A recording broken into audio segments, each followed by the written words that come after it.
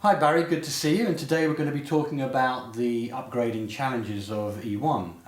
Now I've been around the JD Edwards marketplace for some time. Surely it's pretty straightforward. Whatever it costs you to do the mods, 1/3 of that. The timescale is probably 1/3 again. Isn't that simple as that? Sure. Yeah. It's not quite as simple as that, Nick, I'm afraid. We've been around for a long time as well in the JD Edwards marketplace, since the early 90s, and I guess this is why we have come up with Dimension Analyze. Okay, so I probably agree with you. It's a little bit hard on that. Tell me a bit more about Dimension Analyze. So Dimension Analyze is a software-led service that we have created to help customers who are thinking of scoping their Enterprise One upgrades. So how does that work? It is composed of 3 distinct phases. There's the extract phase, the audit phase, and the estimate phase. Now the extract phase is where we send the customer an executable piece of software that we've developed, and the customer runs that software on a fat client PC which has production and pristine loaded to it. The Dimension Analyze executable looks at the key differences, the net change between production and pristine, looking for the exact precise net change between the two. We look at every line of code, we look at every property setting to determine those changes. The output from that is a text-based output for every single object that we extract, which is then sent back to us at DWS for further analysis. At that stage, we then create a high-level report on our initial findings with a quote for the work. Okay, so this bit of the work at the beginning, I believe, is free, isn't it? That's right. Well, I mean, everybody likes something for nothing, so yes, the customer ends up with something, whatever happens, which is a good product. Absolutely, Nick. Absolutely. Yeah.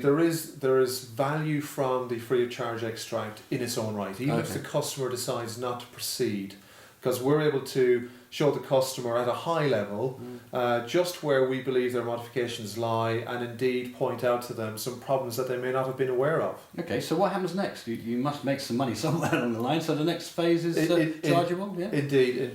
The next phase is chargeable, the next 2 phases are chargeable, and the next phase would be the audit phase. Now, the audit phase is where we do a deep dive analysis on the extract results. This allows us to look at every single object, and what we're trying to do here is to help reduce the customer's workload, in effect, to save them money and make their upgrade scoping far more accurate than it would have been otherwise. So what we're doing is funneling and filtering the initial list of objects down to what we call an optimum list of objects. And in doing that, going through the audit phase, in doing that, what we're able to do is show the customer, highlight reports that the customer hasn't run for 18 months or so. For example, why would you want to take those up to the next release? Highlight to the customer reports that haven't even run in production. We have uncovered some situations like that. Highlight to the customer orphaned objects that are just sitting out in the system that aren't actually being used. Why would you want to bring those up?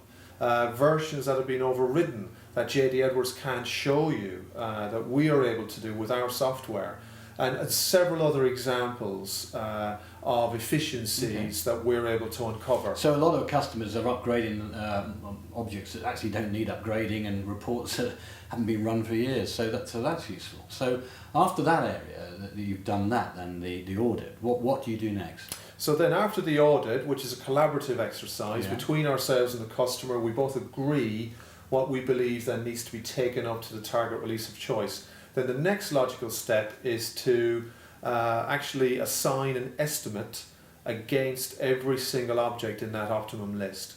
This is ultimately what the customer is after. So what we do is we put those our findings through what we call our estimation engine, which again is software that we have created specifically for Enterprise One type objects. It takes into account the net change level between their existing release and their target release of choice. And what we do is assign an estimate against every single object, thereby giving them a great amount of detail. Okay, so I mean, it sounds incredible. What the customer gets is a detailed report with all the costs, the estimates, timescales and everything. It seems amazing. What a great management report to give to somebody, eh? Yes. The customers, this is where they perceive most value, I think. This is what we found in the past. Because the customer wants to know just how much is this going to cost me, not just in terms of money, but really importantly in terms of man days.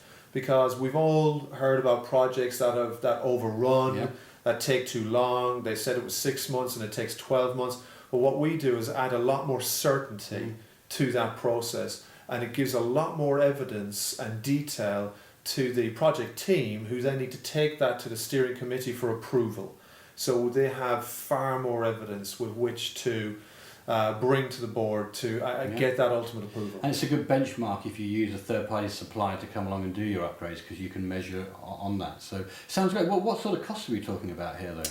So typically this could be depending on the size of the customer, because each customer is different. They're small, medium, large in terms of their modified footprint, but anywhere between $10,000 and $20,000, Nick, would deliver this service. And what we find is that customers recoup that cost very quickly through the savings that we identify, particularly during the audit phase. And we have several examples of that with all the customers who have engaged with us have always recouped the cost of the service very quickly indeed. Okay, now for me, after listening to that, anyone that's upgrading their system should be talking to you. So you're going to be at Collaborate, I believe, in April. What's your stand number? Yes, so we're going to be at stand number 1632, and we're really looking forward to being at Collaborate, and I'm sure it's going to be a great success, and having the ability to talk to customers who are maybe interested in dimension analyzing, giving them a lot more detail on the stand. Excellent. So we very much look forward to meeting them then. Thanks for your time, Barry. No problem, Nick.